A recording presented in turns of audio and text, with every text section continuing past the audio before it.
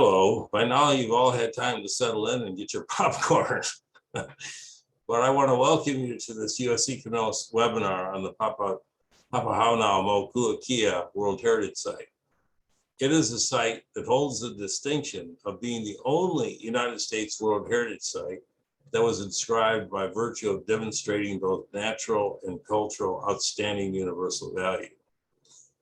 My name is Douglas Comer, and I'm president of the United States National Committee of the International Council on Monuments and Sites, or USICMOS. In large part, the World Heritage Program was patterned after the structure of the United States National Park Service. But there is a difference between these two programs. Having been involved with ICMOS for a very long time, I'm still somewhat puzzled by the division drawn between natural and cultural sites. It might be because there are units in the in ICMOS that are called scientific committees. In academia, in industry, and in bureaucracies, we have natural scientists and we have social scientists, and there's a certain logic and a certain value there. It is a kind of value that is sometimes termed heuristic, a value that is useful only in certain circumstances. In the real world, however, the world we must live in and maintain, there is no difference. I am an archaeologist, and archaeology begs, borrows, and steals from every discipline. It has become clear to me and my colleagues that nature and culture are inseparable. One way of looking at this is that nature sets parameters for cultural development. Then cultures develop and change the environment. People often overplay their hand and destroy the environment. When they do, they destroy their culture and sometimes themselves. Over the next hour, we will hear much more about Papahānaumokuākea and the work that the people you will hear from have done to reconnect culture and nature. This is a matter of cultural engagement. Engagement with the culture that seeks not to exploit environment for monetary gain, but to live in harmony. But to live in harmony with it so that all living things there thrive. And with that, I turn the program over.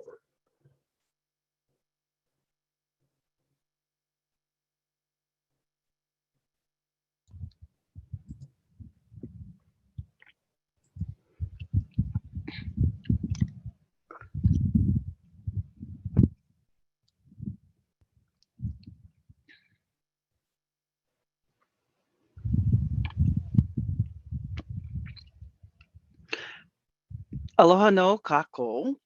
My name is Atolls Clark, and in a minute you will hear from my colleague Kalani Kyocho.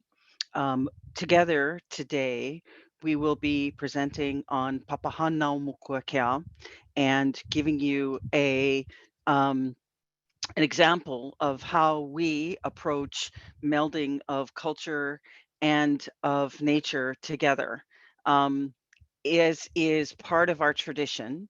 Within those parameters, we are going to start by presenting a mele, or as we call it, protocol, to put us in the right sense of place and space for talking to you about Papahānaumokuākea. So with that, I'm going to turn off my video and let Kalani start us off.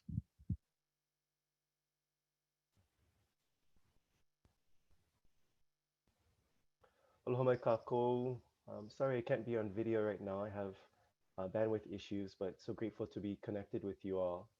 Owau no o Kalani Kyocho no hilo mai au. Owau no ke Culture Resources Coordinator no ka mahele o na pai moku o moana nui a kea. No ka onai hana wahikana hokai a puni, maloko o ka papa lewa puni a puni. And my name is Kalani Kyocho. I come from Hilo on the island of Hawaii, and I serve as the Culture Resources Coordinator for the Office of National Marine Sanctuaries within NOAA, dedicated to the Pacific Islands region. And I'm so grateful for being here with you today. As Athleen said, we will begin with cultural protocol. This mele or this song is entitled Pukamaikala I Kumukahi. This is a mele kaholo, a traveling song of sorts. It was written and composed by my predecessor, Keone Kuoha, with the assistance of his partner, Puel Pata. Pukamaikala I Kumukahi was created so that all managers of Papahānaumokuākea could have access to other ways of knowing and being. And it is one of the many things that has allowed us to undergo this arduous and privileged journey together while navigating and fulfilling the rights and responsibilities of caring for this special place and making sure that it is proper for Hawaii and the world. So without further ado, mahalo for joining us.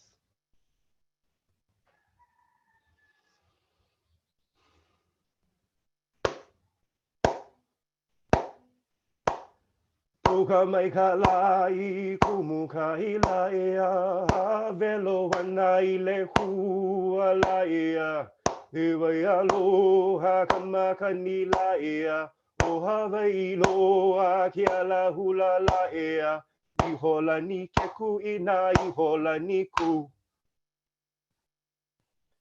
Puka mai ka lai kumuka ila ea velo wana ile hua la ea Ewa ia loha kamaka ni la ea o Hawaii loa ki ala hula la ea I hola ni ke ku ina I hola ni ku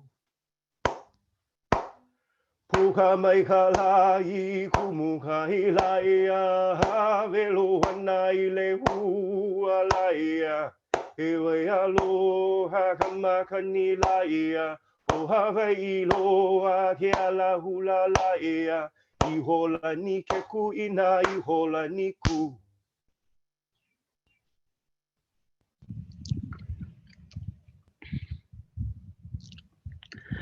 Mahalo, Kalani. So again, just so that everyone is clear, my name is Atolls Clark, and I am the superintendent for Papahānaumokuākea. For the first few minutes, we'll be giving you a bit of an overview of the site, and then we'll be talking a little bit about the OUV that was used in order to put this site aside as a World Heritage Site, a mixed World Heritage Site. And then we'll go into a little bit of details about some of our accomplishments over the last 15 years. And then I will turn it over to Kalani again to talk specifically about some of our attributes and accomplishments with relation to integration of culture into everything that we do. So with that, next slide, please.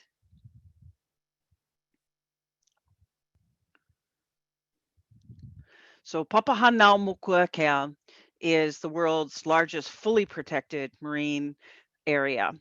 As you can see from this slide, it is 582,000 plus square miles. To put that in perspective, it's just slightly smaller than the state of Alaska, larger than the Gulf of Mexico, and larger than all but almost 20 countries in the world. It stretches for 400 miles across and over 1,400 miles in length. There are two components to it. The original area, which was designated in 2006, is what we are celebrating the 15 years for, and the expanded area, which was designated 5 years ago next week. There are 10 islets and atolls and a number of banks that make up the original area, and over 100 seamounts that are encompassed within the totally expanded area, many of which are still needing to be mapped and characterized. So it is the northern 3/4 of the Hawaiian archipelago. And from here, it turns north towards Alaska and is part of the Emperor Seamount chain. So the area that is actually designated as the World Heritage Site is the inner area where you see the light blue line. The outer area you can consider as a buffer to that inner and most important and more fragile area of the monument and World Heritage Site. Next slide, please. Just to give you a little bit of a timeline, some of which I already went through. In 2000, the Coral Reef Ecosystem Reserve was declared. In 2005, the state marine refuge areas, because this area is co-managed, which I'll go into in more detail in a minute, was set aside as a protected area. In 2006, the inner area was declared a Marine National Monument.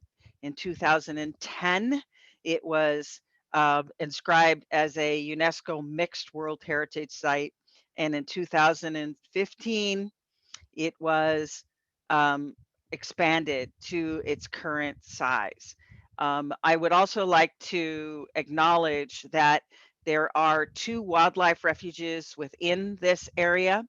And the 2 wildlife refuges are the Hawaiian Islands Wildlife Refuge and the Midway Atoll Wildlife Refuge, as well as a state marine refuge and a state wildlife refuge. So multiple layers over the last 117 years of jurisdiction and protection for this area.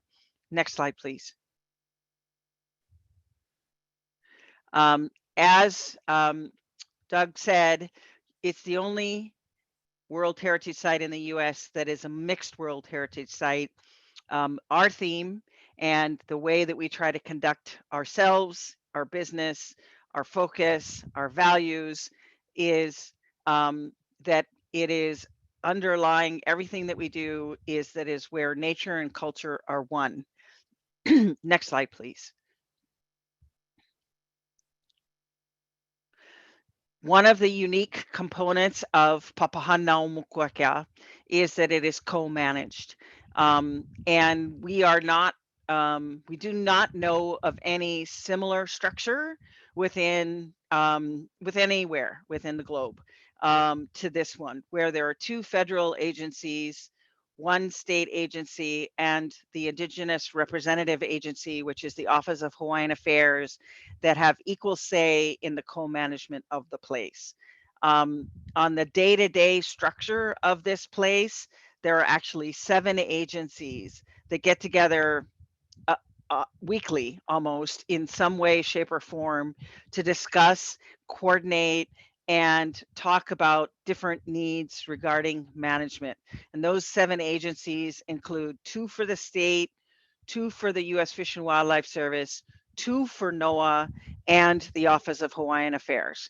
So decision-making and co-management is based on the 7-member Monument Management Board and consensus among those groups on every decision that is made. Within those groups, there are also several different community groups that provide input into our co-management. And with the Office of Hawaiian Affairs in particular, they have a cultural working group that provides them advice and recommendations for their representation and the Hawaiian voice and values into the management of the place. Next slide, please. So what are our outstanding universal values? There are many. I will go into the criteria in just a minute, but one of them, if you remember the slide that looked at the Hawaiian archipelago, is that this is probably the world's best example of island hotspot progression. And in the case of Papahānaumokuākea, in the 3/4 of the Hawaiian archipelago that is represented, you start with remnants of large volcanoes where you just see the top portions of them like an iceberg in Nihoa and Mokumanamana. And then moving further north, the progression is a series of atolls, coral reef atolls, all the way to Kiri Atoll, which is the northernmost atoll in the world. It possesses an extraordinary range of habitats and features. 98% of it is deep, but within the shallow areas, a significant amount of it is obviously coral reef area, where our reefs are our islands. There is an incredibly high degree of endemism within the area. Recently, we found out that at 300 feet at Curie Atoll, the northernmost atoll, there's 100% endemism in the deep reef areas. There are numerous threatened and endangered species that call this place home.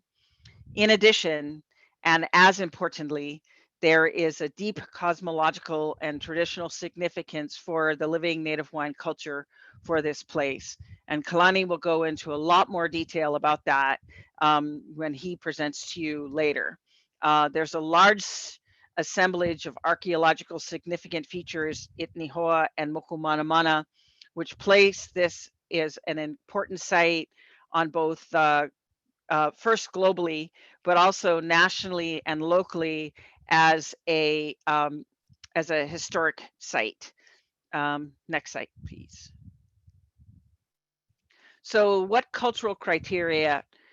We were designated under two different cultural criterion in the overall scheme of things, specifically for the physical manifestation of the sites at Nihoa and Mokumanamana, where there are high concentrations of heiau, other collections of artifacts, all of which are incredibly important to Native Hawaiians. At Mokumanamana, there the island is actually crossed by the Tropic of Cancer. And again, Kalani will go into more detail about this. But there are upright stones all across the crest of the island, which are believed to be a key component of understanding navigation and many other parts of Hawaiian cosmology.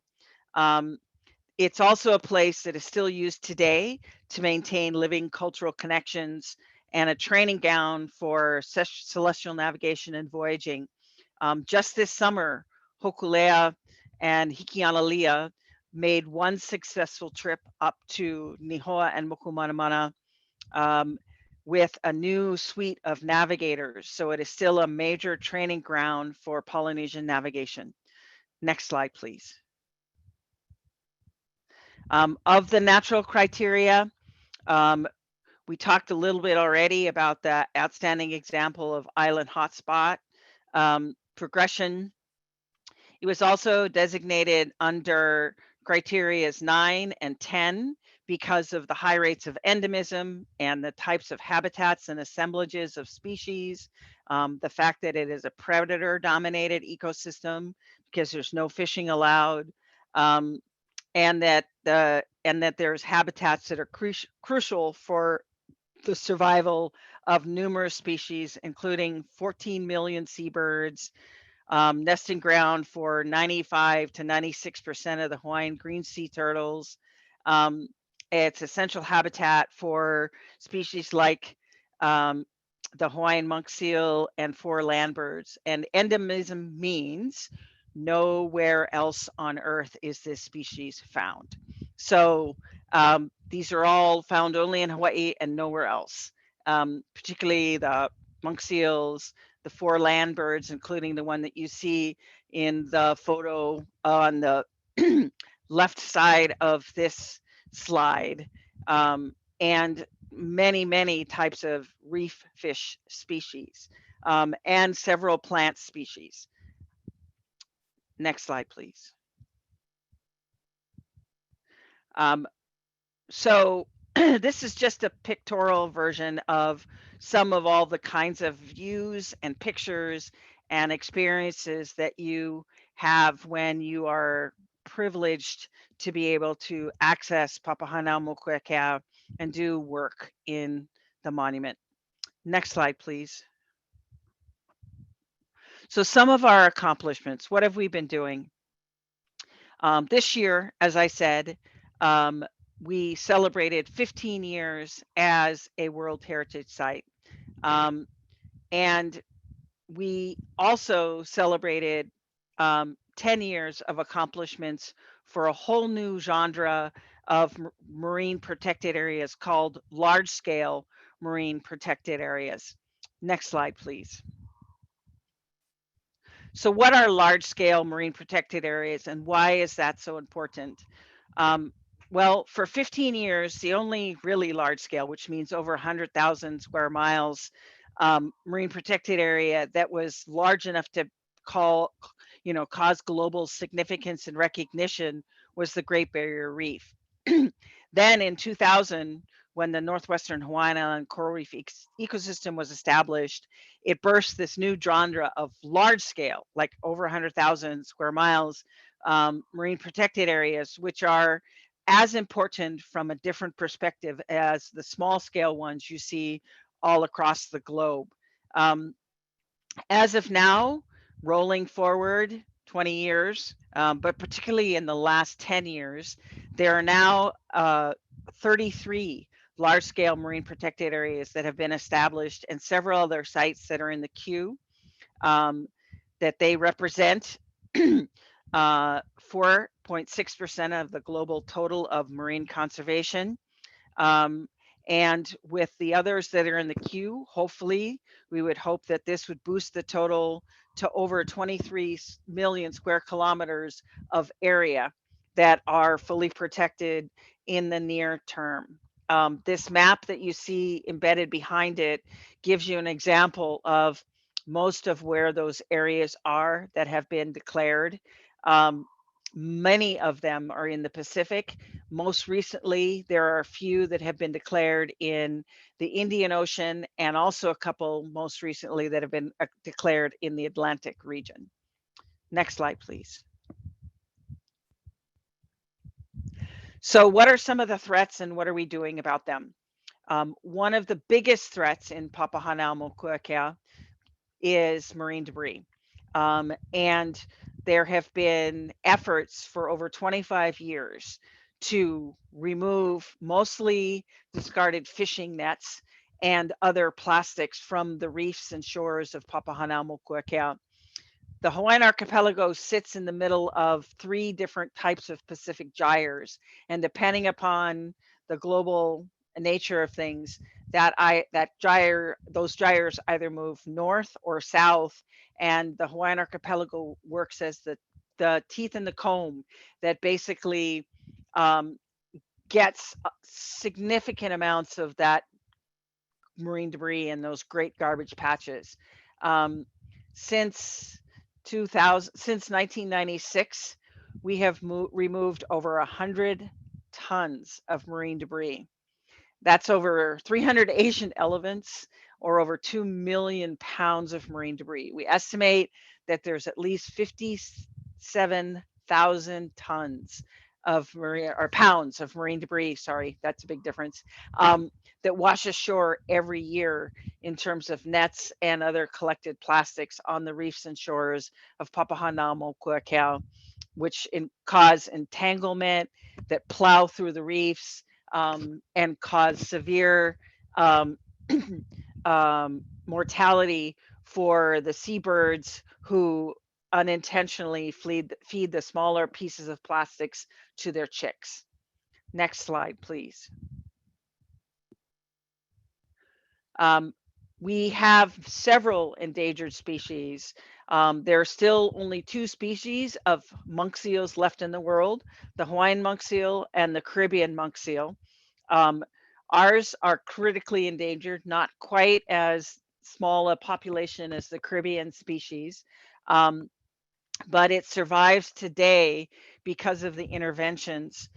There are about 1,400 left in the Hawaiian archipelago, of which 11,000 of those make their home in Papahānaumokuākea. After 6 decades of rapid decline, with the kinds of interventions that us and our partners have been making recently, we now are seeing about a 2% annual growth in the number of pups that are surviving. And part of that is because of our marine debris efforts and also because of a partnership with a facility that is in Kona that now helps to grow up pups that are underweight, is a marine mammal center. And then in addition to that, other interventions. Yeah.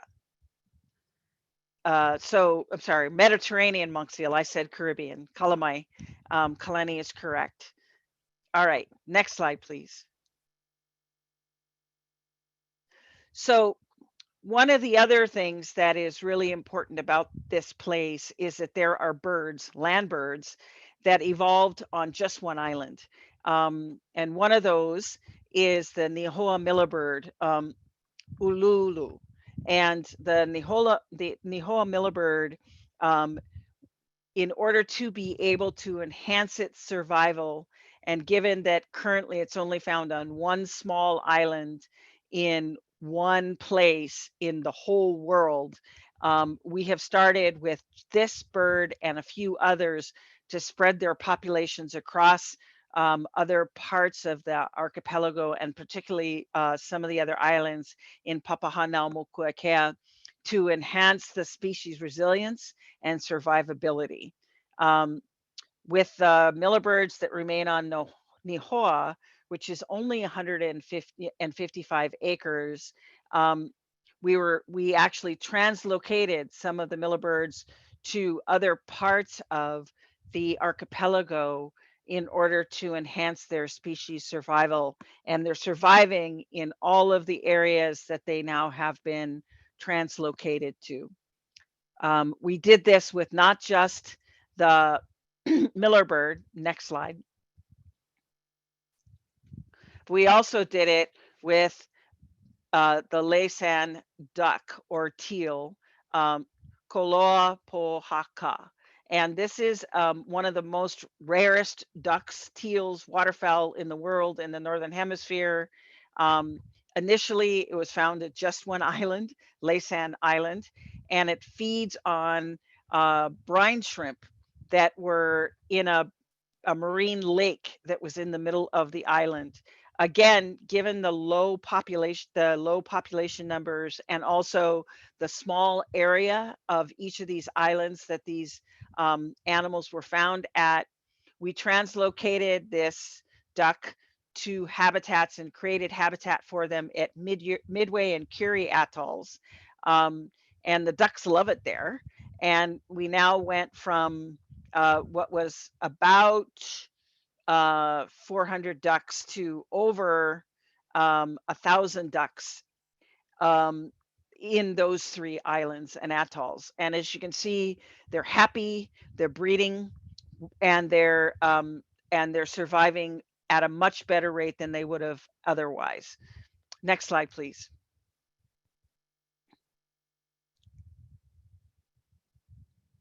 So we've also done a lot of scientific exploration.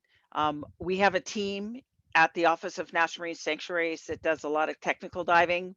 In other words, they're diving to 100 meters or 300 feet throughout all of Papahānaumokuākea, and looking at the differences between the shallow reefs and the deeper reefs, and trying to identify what the species diversity is throughout that region.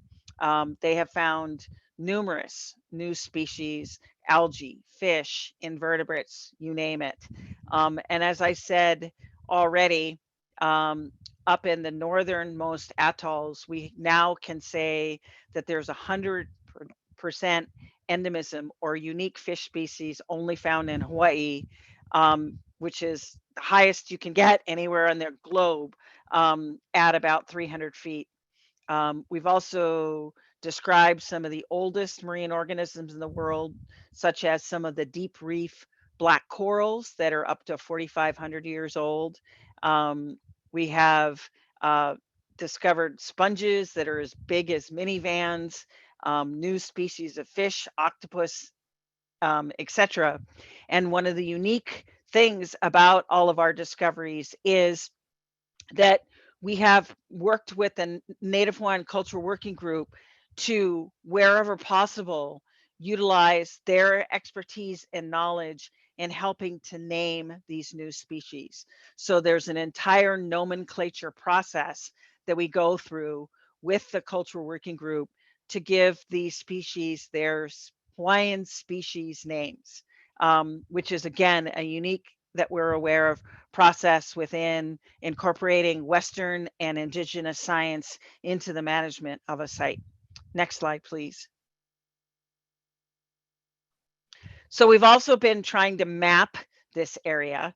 As you can imagine, it's a relatively large area, and it takes a pretty big amount of time to map it and to describe all of the seamounts and all of the attributes that you find within over 100 different seamounts and over 582,000 square miles.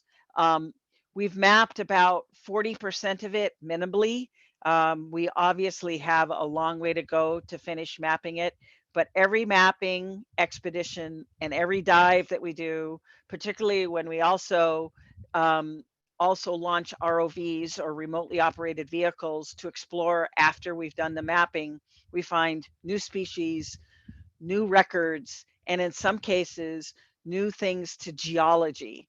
And one of the most intriguing things we found out is that in some of the seamounts, you actually have an older seamount interspersed with a newer seamount when the seamounts that were there before over 80 million years ago crossed over the Hawaiian hotspot and were added to by the lava in the hotspot. And now you have a new seamount and an old seamount that make up one whole seamount.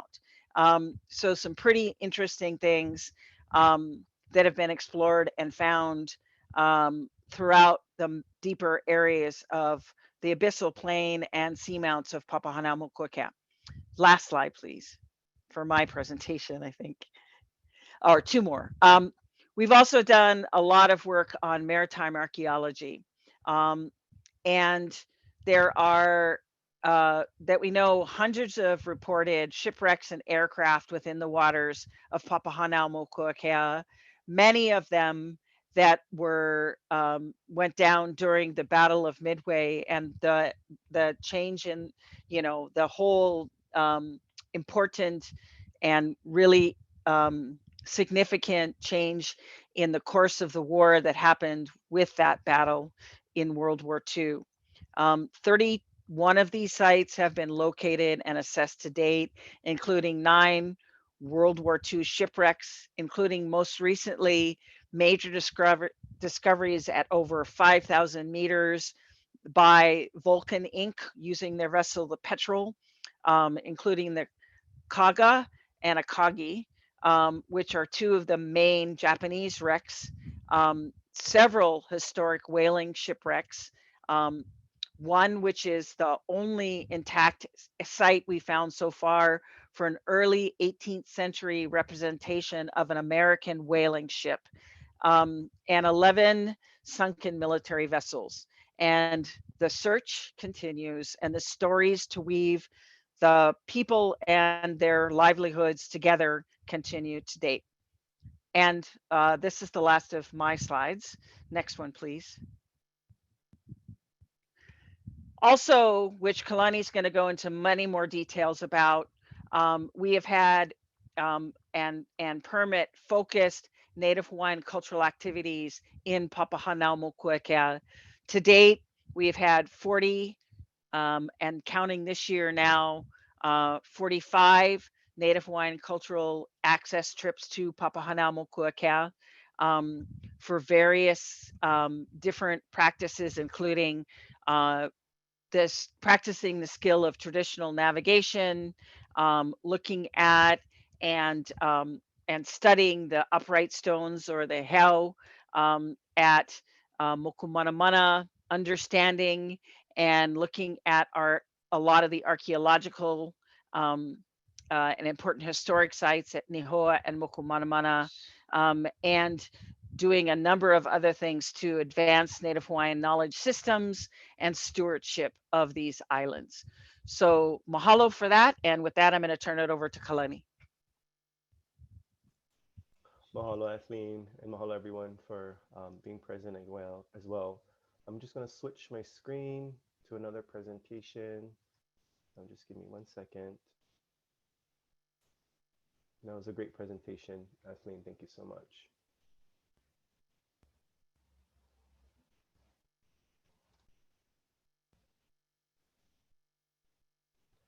Okay, mahalo. So I'm going to be sharing about how Native Hawaiians have influenced our management and also how our management is conveyed, as Athleen had described some of those components. So I'm going to cover these four management dimensions, talking about policies, plans, and protections, how cultural practices integrate with research, looking at our education, outreach, and communications, looking at Native Hawaiian involvement in management overall, and then talking a little bit about my kapolmai, the Native Hawaiian management guidance document.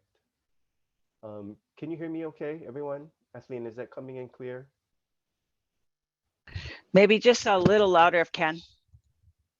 Okay, try my best. Okay, so there's specific language in the laws that created the monument which acknowledge Native Hawaiians in their culture. And I'll go into this a little bit more, but they're included in the presidential proclamation and executive orders that designated the site over the past 20 years. The current management includes visions and missions that acknowledge the significance of Native Hawaiian culture. And then also in our 15-year monument management plan, which was created in 2008, it includes two action plans. One's focused on Native Hawaiian culture and history, and the other on Native Hawaiian community involvement. And this was the foundation for us to develop the Mai Native Hawaiian Guidance document. Also, our permitting process accounts for both ecological and cultural implications. As Athleen had referred to, the cultural working group reviews these permits for the cultural significance or the implications of these permitted activities. And then also cultural protocols are included um, in various forum when appropriate. For instance, my predecessor created that mele, that song that I performed at the beginning, and we actually used that mele at the beginning of all staff meetings for our office. All participate, and we conduct it in reach to actually teach all staff and partners how to participate in a respectful manner, in an appropriate manner as well. So as I said, the highest language regarding Hawaiian cultural significance is codified in the Presidential Proclamation 8031 that created the monument. This proclamation states that this area has great cultural significance to Native Hawaiians and a connection to early Polynesian culture worthy of protection and understanding. The proclamation also includes a Hawaiian word, which is very unique. The word pono means appropriate, correct, and deemed necessary by traditional standards in Hawaiian culture. So how do we ensure this? Well, it's by involving Native Hawaiians. And this is just some examples of how Native Hawaiians have been involved. But the proclamation further says that the activity benefits the resources of the Northwestern Hawaiian Islands and the Native Hawaiian community. The activity supports or advances the perpetuation of traditional knowledge and ancestral connections of Native Hawaiians to the Northwestern Hawaiian Islands. And although this language was meant to describe what are Native Hawaiian practices as a unique permit type, this language and really the values associated to this language have been used to review all permits because the monument manages natural resources as cultural resources. Also in 2016, when President Obama expanded the monument, there was substantial language, and basically I'll sum it up in these 3 points: that the ocean, the open ocean, is significant to Native Hawaiians and their culture for a number of specific reasons detailed in that proclamation. He also refers to the islands in the open ocean as a sacred place for Native Hawaiians and briefly describes how it's connected to our cosmology and worldview. And then furthermore, he references the importance of the region for Polynesian non-instrument navigation and wayfinding, which was on the verge of cultural extinction. Now, these are some guiding principles for Native Hawaiian cultural resources that have been part of what we've part of how we've integrated policies and management planning and protections. Basically, the recognition that all natural resources are cultural resources. Reciprocity is fundamental to sustain the human nature relationships. Hawaiian language is fundamental to Hawaiian knowledge and culture. Hawaiian inquiry methods include all senses, and are often interpreted through a mix of intellectual, emotional, and spiritual functions, and also that the diversity in Hawaiian cultural perspectives, knowledge, and tradition is important and should be nurtured, and so we manage appropriately. This is an introductory guide to Native Hawaiian protocols for persons accessing Papahānaumokuākea, which was recently prepared by the request of the Office of Hawaiian Affairs and included Native Hawaiian community input in the process. This is a 70-page document. It provides comprehensive overview of important considerations for planning and conducting Hawaiian cultural protocols, general appropriate and inappropriate types of practices and behaviors, and how to participate in Hawaiian cultural protocols. It also provides protocol recommendations for various parts of an access, such as preparing for access, leaving the home, entering into Papahānaumokuākea, and transitions including arriving, landing, and departing between islands. So this is all part of how we protect cultural and spiritual values of Papahānaumokuākea and the intangible components of cultural heritage. This document also states that within Native Hawaiian culture, protocols are crucial to focusing the mind, body, and spirit and connect us to Akua, gods, Aina, land and resources, and each other.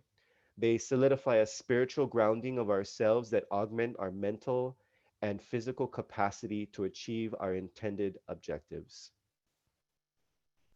So recognizing and understanding Hawaiian culture as the method by which Native Hawaiians conduct research and management of resources has been an important part of the evolution of monument management. Today, our long-distance voyaging community uses Papahānaumokuākea as a training ground for apprentice navigators, and it's because of this relatively pristine environment as a cultural seascape. We have experienced the revival of voyages not only in the region and throughout Hawaii, but also the world with the circumnavigation of our voyaging canoes. Papahānaumokuākea is unique in Hawaii because it allows our navigators to really push their limits and advance their knowledge and skills in a way that cannot be done in the inhabited part of the Hawaiian archipelago because the islands are large and can be seen across channels, and even at night they're well lit.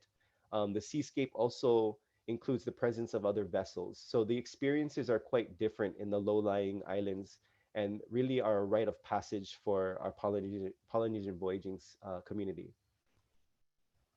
Native Hawaiian researchers are also conducting studies that connect scientific and traditional Hawaiian research methods along with traditional knowledge, and this includes subsistence practices. For biological resources, Native Hawaiians have applied their knowledge and skills to understand ecological variations between Papahānaumokuākea and the large Hawaiian islands that have been um, impacted by humans to improve environmental stewardship back home. The abundance of Papahānaumokuākea provides a window into the past and what could be if we learned to live with nature better. But as I said, by consuming the resource through eating it or even using it or experiencing it, Native Hawaiians thereby cultivate unique kuleana and responsibilities to care for this resource.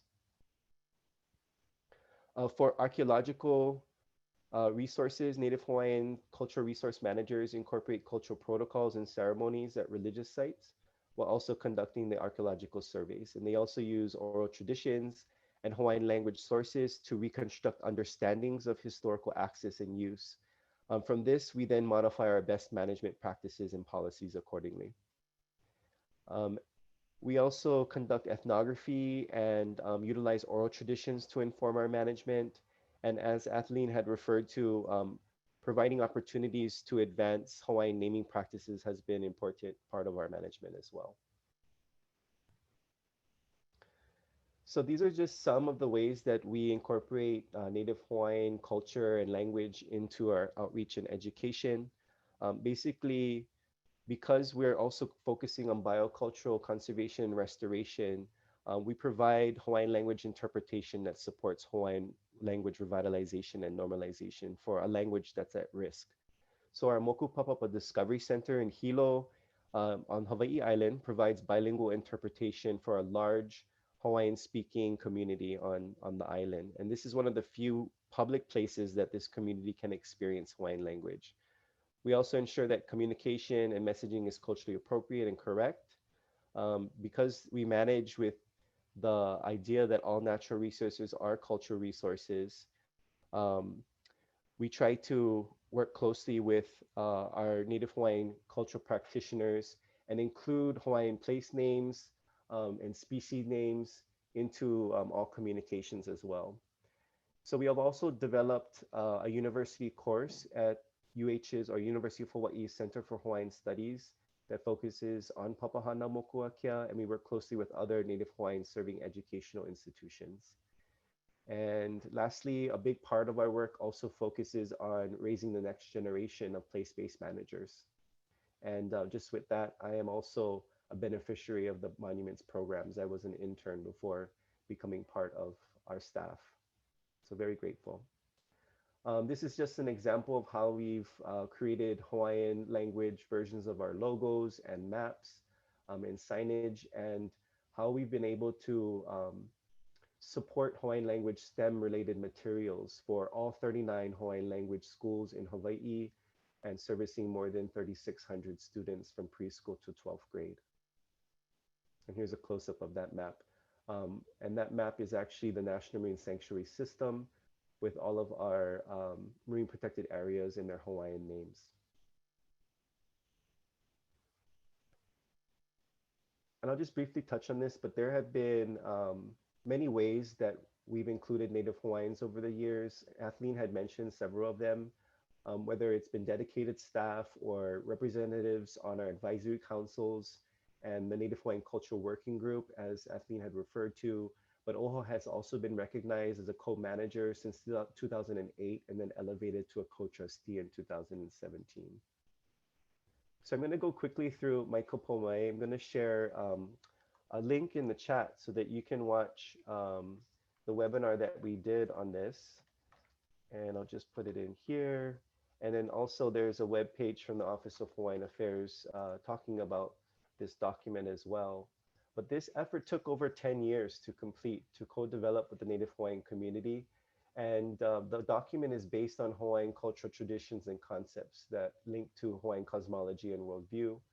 And also one of the tall orders of this was that even though it was based on Hawaiian traditions, it really needed to be accessible to all managers and co-managing agencies of the monument. And this document will be a foundational component of our next monument management plan, which will come out in a couple of years. So as we've said time and again, a cornerstone of the monument management has been the direct involvement of the Native Hawaiian Cultural Working Group. This group was born actually from the Northwestern Hawaiian Islands Coral Reef Ecosystem Reserve Advisory Council to address Native Hawaiian issues. And in the monument governance structure right now, this group is supported by the Office of Hawaiian Affairs. And in 2010, the Office of Hawaiian Affairs and NOAA's Office of National Marine Sanctuaries began a multi-year process to complete a Native Hawaiian plan that's now known as Maikopomai, the document we're referring to. So during these early development years, there was a deliberate effort to do thorough consultation with the Native Hawaiian community. And so they went out to 5 of the 8 inhabited Hawaiian islands over 2 years. They went twice to each island. And we're able to get a lot of input from the Native Hawaiian community. And I'm going to share with you how this plan is based on Hawaiian cosmology and worldview as expressed in the Kumulipo, which is the most well-known Hawaiian creation chant that expresses Hawaiian cosmology in relation to time, space, and place, which specifies the unique identity of our geography. So the Kumulipo is divided into 2 parts. The first part of the chant expresses a primordial realm of darkness. From this night realm, both supernatural and natural elements originate, and it is here where the spirits and gods are most pronounced. This is a place where life originates and where spirits return to after passing.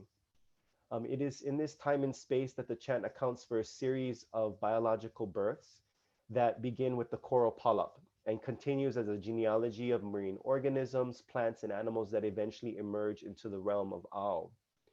And so the realm of Ao is a realm that is conceived as light, mortality, and consciousness. And in this second half of our creation story, there are more than 1,000 family lineages that are identified along with other historical accounts. Furthermore, the chant is divided into 16 wa, which are measurements of time and or space. And there are 8 wa within po and 8 wa within ao. The chant is more than 2,000 lines long when in written form. And throughout this chant, there are unique values and traditions that are expressed which continue to be relevant to today. For instance, the idea that there is balance in pairs, often in opposites, that humans exist because our kinship relationship with nature. Humans have unique rights and responsibilities to care for nature, and there's a strong codependence between people and place. And all of these are uniquely expressed through Hawaiian culture. So this is actually the foundation for our cosmology and worldview. This is the framework. This is the model. And the Kumulipo acknowledges that Hawaii begins in the east, where the islands are volcanically birthed from the oceanic womb and where the sun rises, and extend to the west, where the sun sets and the islands return to their source. So this is the genealogy of our Pai'aina, our Hawaiian archipelago. And so as Athleen had referred to, this is the Tropic of Cancer, Keala Polohiva Kane. This is the dark black glistening sacred pathway of Kane, patron god of the sun. And it is here where the sun can be observed directly overhead on the longest day of the Northern Hemisphere's summer, also known as the summer solstice. So today, this path is known as the Tropic of Cancer, and it divides our archipelago into night and day. So furthermore, as the Kumulipo is divided into 16 eras of time and space, we see a similar representation across the archipelago with 8 islands within Po and 8 large islands within Ao, which also are referred to as the main Hawaiian islands. But venturing into Hawaiian belief, the large inhabited parts of our archipelago are where humans exist, just like in the Kumulipo, our creation stories. And so this is the mortal realm of our archipelago. And as the tectonic plate shifts away from the hotspot, the islands travel into pole, and the islands erode. They've lost much of their physical form. And then from this perspective, they take on spiritual attributes, just like our religious beliefs convey.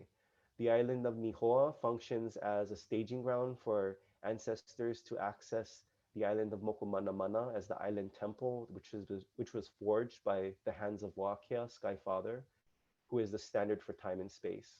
So on this island of Mokumanamana, the island of exponential spiritual energy, we have chiefs and priests that were able to interact and understand the spiritual nature of the place. So from this perspective, these islands are also known as the Kupuna Islands, or the Elder Ancestor Islands. Furthermore, we relied on this concept of a celestial sphere in Hawaiian culture known as the Kumuhonua. So the ancestors understood this as also having dual counterparts as the sky and the ocean depths. And they acknowledged that beyond the horizon, aligning with the cardinal directions, were 4 pillars called Kukuluo Kahiki. And there's a central column that connects the zenith point directly above the observer's vantage point. And so using this idea of pillars and the zenith, we were able to create the framework for the Native Hawaiian plan, also known as Mai Kapo Mai. So when we superimpose the archipelago on this framework, we can see that the plan is geospatially aligned with Hawaiian cosmology and worldview, as well as the 5 management dimensions that we've acknowledged. And so each of them have specific traditions that align with conventional planning and management. And we've been able to use Hawaiian language to convey some of the values and traditions that are important for Native Hawaiians as well. Furthermore, each of the kukulu and the ho'okui, the central column, have strategic directions or directional strategies that also align with the functions of these islands. And on the margins, you will notice the term keala, which also means pathways.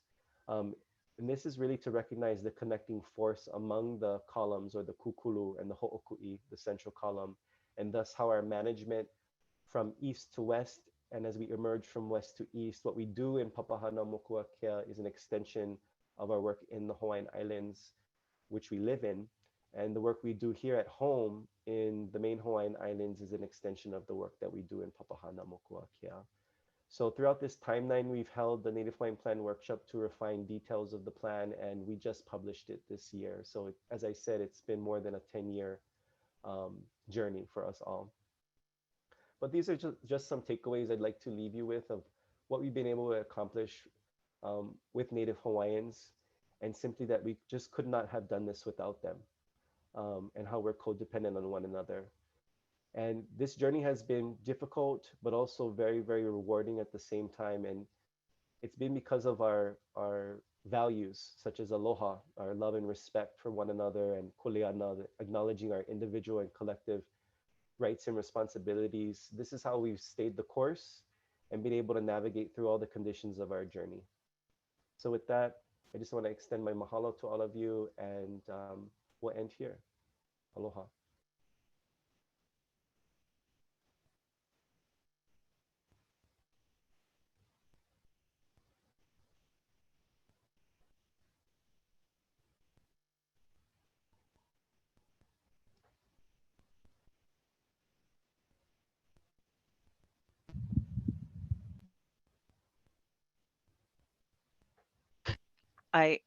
I would also like to,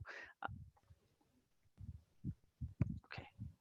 We'd also like to say thank you to everyone for inviting us to be a part of this today.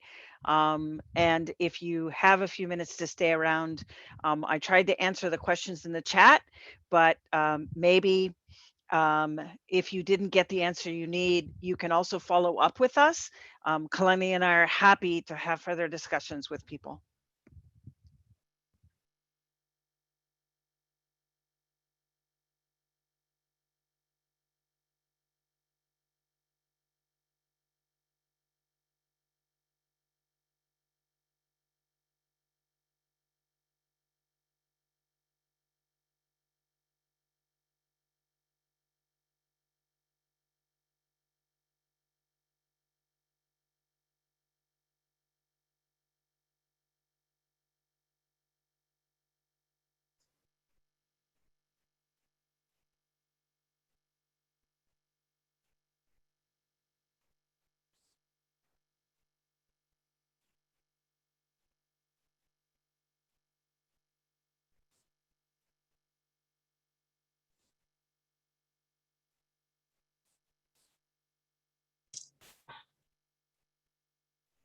This was absolutely fascinating.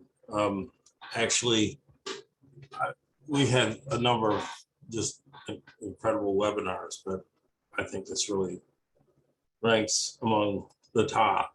I was completely blown away by the science aspect, but also the merging of the traditional Hawaiian culture with the management. I think it's a real benchmark.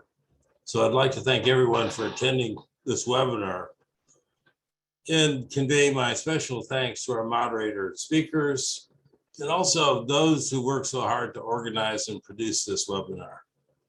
It will soon be available on our YouTube channel, and you will be able to find a link to it on the USECOMOS website. We hope to see you also at our upcoming virtual events. In the next, you will hear about how the many ways in which climate change is endangering the environment at Yosemite National Park and World Heritage Site. So please check the USECOMOS webpage for more details.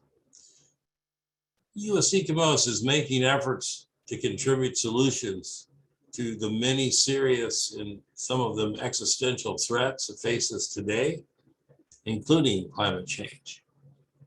And to do that, we need to take lessons from cultures that have not placed profit over people. You have heard about this today. I would like to ask that if you support these efforts, that you visit our webpage and become a member of US Ecomos. So until we meet again, stay well. We will meet the challenges and embrace the opportunities ahead together. Thank you so much.